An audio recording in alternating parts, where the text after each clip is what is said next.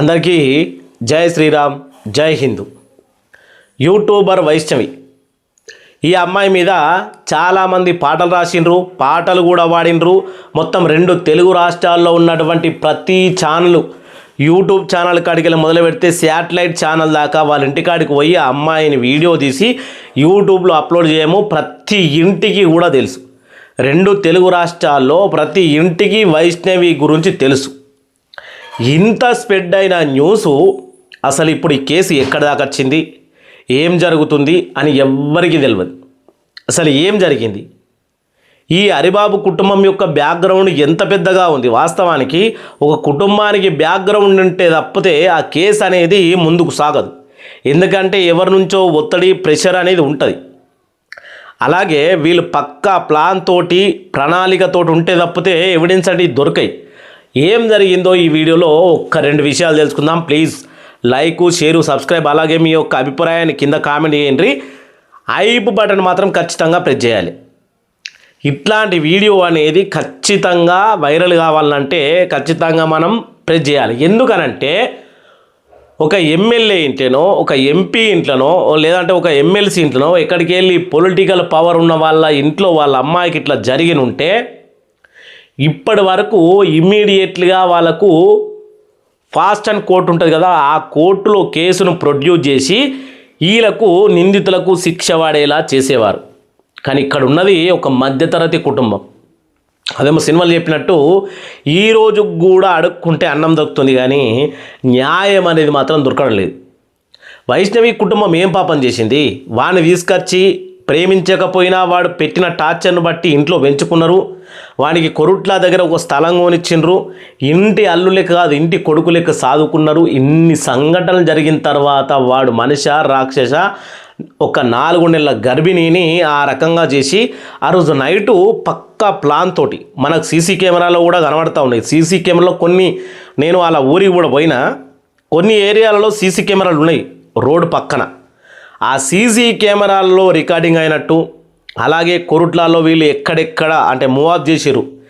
ఈ స్కెచ్ ఏం జరిగిందంటే ఈ నైటు వైష్ణవిని హతమార్చాలే అని ఏ రోజైతే అనుకున్నారో అదే రోజు నైట్ ఖతం చేశారు. ఆ రోజు నైటు వీళ్ళు ఎక్కడెక్కడ ఎవరెవరిని కలిసిరు అనే విషయాలు కూడా చాలా క్రిటికల్గా ఉన్నాయి.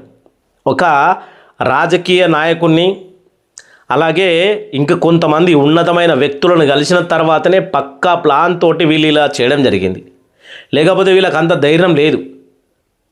అలాగే ఈ కేసు గురించి జగిత్యాల గడ్డ మీద కేసీఆర్ జీవన్ రెడ్డి పార్టీలో చేరుతున్నప్పుడు ఆ సభకు కూడా వచ్చారు. అప్పుడు కూడా వీళ్ళు హైలైట్ అయ్యారు. ఆ తర్వాత సీఎం రేవంత్ రెడ్డిని కలవాలని కూడా చాలా ప్రయత్నాలు చేశారు. ఇంకా జీవన్ రెడ్డి కూడా వీళ్ళ ఇంటికి పోయిండు. టీఆర్ఎస్ ఎమ్మెల్యే కొరుట్ల నియోజకవర్గం ఎమ్మెల్యే కూడా వీళ్ళ ఇంటికి పోయిండు. ఎంతోమంది నాయకులు, ఎంతోమంది ప్రజలు వచ్చి వీళ్ళ ఇంటికాడ కలిసిండ్రు, కానీ న్యాయం మాత్రం ఎందుకు జరుగుతలేదు? ఒక పేద, బడుగు, బలహీన వర్గాల మధ్యతరగతి కుటుంబంలో ఆడపిల్లకి ఇలాంటి అన్యాయం జరిగినా న్యాయం జరగదా? మరి ఇక్కడ మనకు కనిపించింది ఒక దిశ కేసు ఎంత వైరల్ అయింది. వైరల్ అయిన తర్వాత దిశకు సంబంధించినటువంటి ఒక దానికి ఏమంటారు, ఒక జీవో కూడా తీసుకొచ్చిండ్రు, అంటే కొత్త సెక్షన్. అలాగే ఒక నిర్భయ,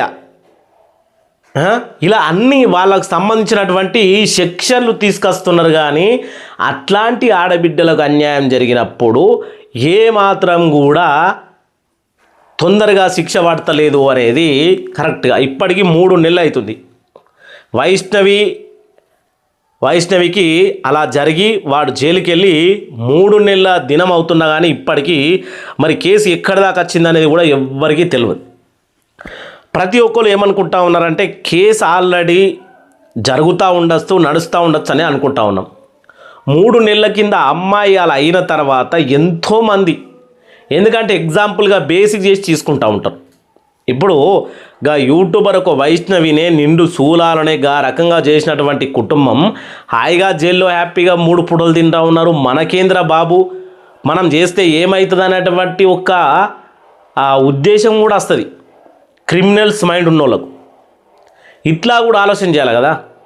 కాబట్టి ఈ కేసును నేనేమనుకుంటున్నా అంటే ఫాస్ట్ అండ్ కోర్ట్, అంటే తొందరగా శిక్షించబడే కోర్టు అనేది ఒకటి ఉంటుంది.